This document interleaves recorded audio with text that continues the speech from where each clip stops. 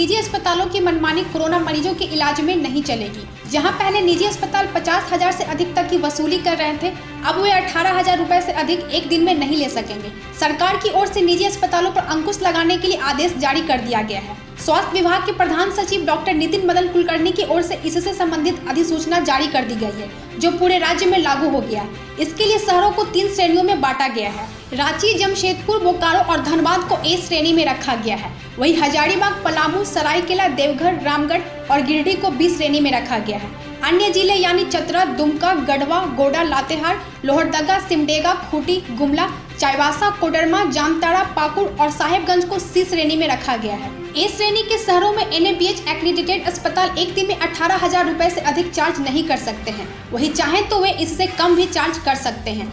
सरकार की तरफ से वेंटिलेटर, ऑक्सीजन सपोर्ट, कमरे का किराया, ICU चार्ज, ECG चार्ज भी तय कर दिया गया है। इससे कोरोना के मरीजों को इलाज कराने में अब असुविधा नहीं होगी। जो जिला अस्पताल NABH से मान्यता प्राप्त नहीं है, वे 15,000 से अधिक मरीजों से नहीं ले पाएंगे। मरीजों को मॉडरेट, सीवर और वेरी सीवर की कैटेगरी में भी विभक्त किया गया है। सरकारी अस्पतालों में यह चिकित्सा मुफ्त दी जाएगी। महिला वाले घरों को रोशन तो करते ही, बच्चों का भविष्य भी संवारते हैं।